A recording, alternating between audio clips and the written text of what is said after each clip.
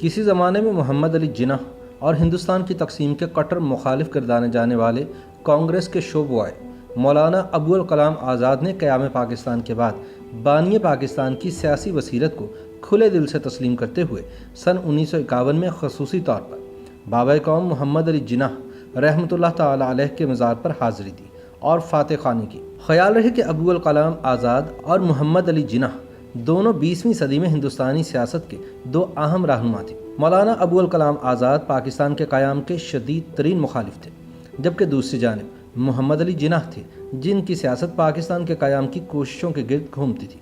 جناح آزاد سے عمر میں 12 سال بڑے تھے، تاہم دونوں کی سیاسی زندگی کا آغاز کم و بیش ایک ہی زمانے میں ہوا۔ سیاسی میدان میں آزاد کے مقام کا اندازہ اس بات سے لگایا جا سکتا ہے کہ سن 1923 میں جب ان کی عمر محض 35 برس تھی، وہ انڈین نیشنل کانگریس کے صدر منتخب کر لیے گئے تھے۔ سن 1940 میں وہ ایک بار پھر انڈین نیشنل کانگریس کے صدر منتخب ہوئے اور 1946 تک اس عہدے پر فائز رہے۔ مولانا ابوالکلام آزاد ہندو مسلم اتحاد کے شدید حامی تھے اور متحدہ قومیت، ملی جلی تہذیب اور سامراج مخالف سیاست کے علمبردار تھے۔ یہ وہ مقام تھا جہاں سے جناح نے اپنا سیاسی سفر شروع کیا تھا، مگر وقت کے ساتھ ساتھ محمد علی جناح اچھی طرح سمجھ چکے تھے کہ ہندوؤں اور مسلمانوں کا ہندوستان میں ایک ساتھ رہنا مشکل ہے۔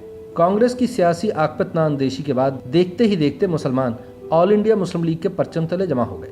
یہی وہ وقت تھا جب دوسری عالمی جنگ کے بعد کانگریس نے وزارتوں سے مستعفی ہونے کا اعلان کیا تو مسلم لیگ نے اس فیصلے پر یوم نجات منایا اور صرف 3 ماہ بعد پاکستان کے قیام کی قرارداد منظور کر لی۔ کم و بیش اسی زمانے میں ابوالکلام آزاد کانگریس کے صدر منتخب ہوئے تو محمد علی جناح نے انہیں کانگریس کے شو بوائے کا خطاب دیا۔ سن 1946 کے اواخر میں ہندوستان میں عبوری حکومت قائم ہوئی، جس میں انڈین نیشنل کانگریس اور آل انڈیا مسلم لیگ کے نمائندے شامل تھے۔ انڈین نیشنل کانگریس نے اس حکومت میں آزاد کو وزارت تعلیم کا قلمدان دیا۔ 1947 میں ماؤنٹ بیٹن آخری انگریز وائس رائے کے طور پر ہندوستان آئے تو انہوں نے بڑی سہولت سے پٹیل، نہرو اور گاندھی کو ہندوستان کی تقسیم پر راضی کر لیا، مگر یہ ابوالکلام آزاد تھے جو آخری وقت تک اس تقسیم کی مخالفت کرتے رہے۔ 14 اور 15 اگست سن 1947 کو ہندوستان تقسیم ہو گیا اور پاکستان اور بھارت کا وجود عمل میں آ گیا۔ ہندوستان کی نئی کابینہ میں بھی ابوالکلام آزاد وزیر تعلیم کی حیثیت سے شامل تھے۔ یہ وہ زمانہ تھا جب ہندوستان کے مسلمانوں پر عجیب اداسی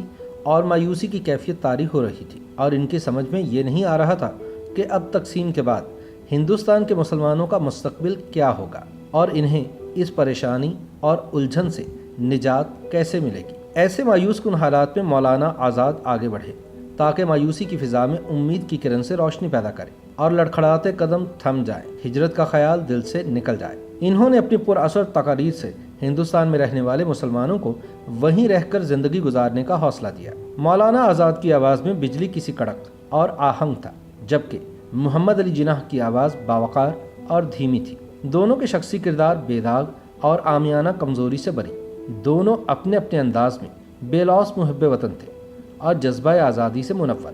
اختلاف تھا تو ذاتی نہیں، سیاسی، شخصی نہیں بلکہ نظریاتی۔ شاید یہی تناظر تھا کہ 19 جولائی سن 1951 کو تب انڈیا کے وزیر تعلیم ابوالکلام آزاد نے کراچی میں ایک روزہ قیام کے دوران اس خواہش کا اظہار کیا کہ محمد علی جناح رحمۃ اللہ علیہ کے مزار پر حاضری دینا اور فاتح پڑھنا چاہتے ہیں۔ انڈین ہائی کمشنر کی کوشش سے حکومت پاکستان نے آزاد کی اس خواہش کو ممکن بنا دیا، چنانچہ انہوں نے بانی پاکستان قائد اعظم محمد علی جناح رحمۃ اللہ تعالی علیہ کے مزار پر فاتحہ پڑھی اور پھول چڑھائے۔ اس موقع پر رئیس امروہوی نے ایک قطعہ تحریر کیا جس کا عنوان تھا حادثے۔ رئیس امروہوی نے لکھا کہ جو حادثہ بھی نہ ہو جائے آج کل کم ہے، ہمارا عہد ہے ایک عہد انقلاب ایجاد، بھلا یہ کس کو توقع تھی قبل ازیں اے دوست مزار قائد اعظم ابوالکلام آزاد۔ 22 فروری سن 1958 کو مولانا آزاد کا انتقال ہو گیا، جس کے بعد ان کی تہلکہ خیز کتاب انڈیا ونز فریڈم شائع ہوئی۔ آزاد نے اس کتاب میں لکھا کہ 10 سال بعد میں پیچھے مڑ کر دیکھتا ہوں تو تسلیم کرتا ہوں کہ محمد علی جناح رحمۃ اللہ علیہ نے جو کچھ کہا اس میں بڑا زور تھا۔ کانگریس اور مسلم لیگ دونوں کابینہ مشن منصوبے میں فریق تھیں اور ایسا مرکز، صوبوں اور گروپوں میں تقسیم کی بنیاد پر ہی ہوا تھا کہ مسلم لیگ نے منصوبے کو منظور کیا تھا۔ کانگریس نے شک کا اظہار کر کے دانش مندی کا ثبوت دیا اور نہ ہی وہ حق بجانب تھی۔ اگر وہ ہندوستان کے اتحاد کی حامی تھی تو اسے غیر مبہم انداز میں منصوبے کو منظور کر لینا چاہیے تھا، پس و پیش نہیں محمد علی جناح کو ہندوستان کی تقسیم کا موقع فراہم کیا۔ اسی کتاب کے آخر میں مولانا آزاد نے لکھا ہے کہ پاکستان کی نئی حکومت ایک ناقابل تردید حقیقت ہے۔